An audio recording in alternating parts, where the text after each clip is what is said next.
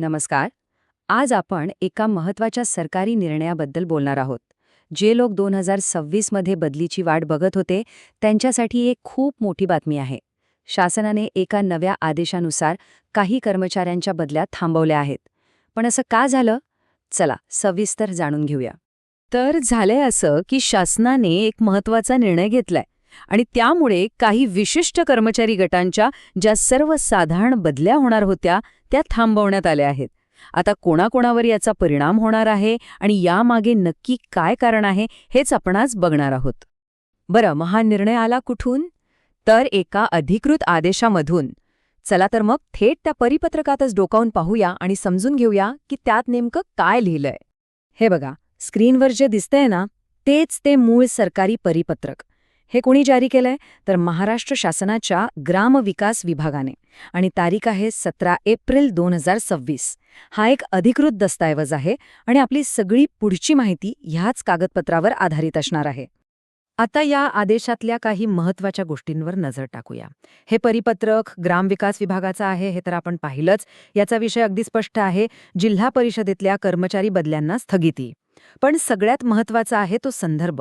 हा निर्णय थेट भारत सरकारच्या गृह सचिवांच्या एका पत्राशी जोडलेला आहे. म्हणजे हे प्रकरण फक्त राज्यापुरतं मर्यादित नाहीये. ओके, तर मग आता सगळ्यात महत्त्वाच्या प्रश्नाकडे येऊया की या बदली स्थगितीचा फटका नेमका कोणाकोणाला बसणार आहे. कोणते कर्मचारी गट आहेत ज्यांना याचा परिणाम भोगावा लागेल? चला बघूया. तर या आदेशात स्पष्टपणे उल्लेख आहे की गट क म्हणजे क्लार्क वगैरे आणि गट ड म्हणजे शिपाई ह्या पदांवरच्या कर्मचाऱ्यांच्या बदल्या आता होणार नाहीत. आणि हो, एक सगळ्यात मोठा गट म्हणजे जिल्हा परिषदेअंतर्गत येणारे सर्व शिक्षक, त्यांच्या बदल्यांवरही स्थगिती आलेली आहे. बरं, बदल्या थांबवल्या हे तर कळालं, पण एवढा मोठा निर्णय का घेतला गेला असेल? यामागचं कारण काय? तर याचा संबंध एका खूप मोठ्या राष्ट्रीय कार्यक्रमाशी आहे. आणि ते कारण आहे 2026ची राष्ट्रीय जनगणना. आपल्याला माहितीच आहे की जनगणना हे किती मोठं आणि महत्त्वाचं काम असतं. यासाठी प्रचंड मनुष्यबळ लागतं. आता विचार करा, ऐन जनगणनेच्या कामात जर कर्मचाऱ्यांच्या बदल्या झाल्या तर किती गोंधळ उडेल, सगळं काम विस्कळीत होईल. हेच टाळण्यासाठी प्रशासकीय कामात स्थिरता राहावी म्हणून हा निर्णय घेतला गेला आहे. आणि एक गोष्ट इथे लक्षात ठेवली पाहिजे, जनगणनेचं काम म्हणजे आवडलं तर करेन असं नाहीये. ही एक कायदेशीर जबाबदारी आहे.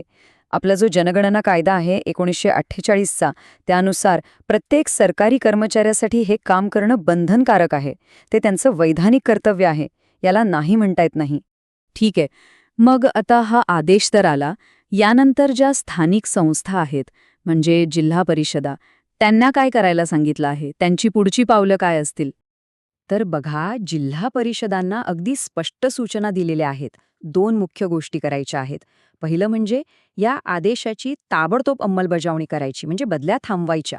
आणि दुसरं, हे काम आम्ही केलं आहे असा एक अनुपालन अहवाल म्हणजे कंप्लायन्स रिपोर्ट तयार करून तो वर राज्य सरकारला पाठवायचा आहे. आता थोडं मागे जाऊन या संपूर्ण प्रकरणाकडे मोठ्या दृष्टिकोनातून पाहूया. हा फक्त काही कर्मचाऱ्यांच्या बदल्या थांबवण्यापुरता मर्यादित विषय नाहीये. याचं महत्त्व त्याहून खूप जास्त आहे. त्या परिपत्रकात एक वाक्य आहे जे या संपूर्ण निर्णयाचं सार सांगतं. ते वाक्य म्हणजे, जनगणना कामाशी संबंधित कर्तव्य सुरळीतपणे पार पाडण्याकरिता. बस, या एका वाक्यात सगळं काही आलं. मुख्य उद्देश एकच आहे, जनगणनेचं काम कोणत्याही अडथळ्याशिवाय पार पडलं पाहिजे. तर शेवटी एक विचार करण्यासारखा प्रश्न, देशाच्या जनगणनेसारखं एवढं मोठं काम यशस्वी करण्यासाठी बदल्या थांबवण्यासारखा एक छोटासा प्रशासकीय निर्णय किती महत्त्वाचा ठरू शकतो, नाही का?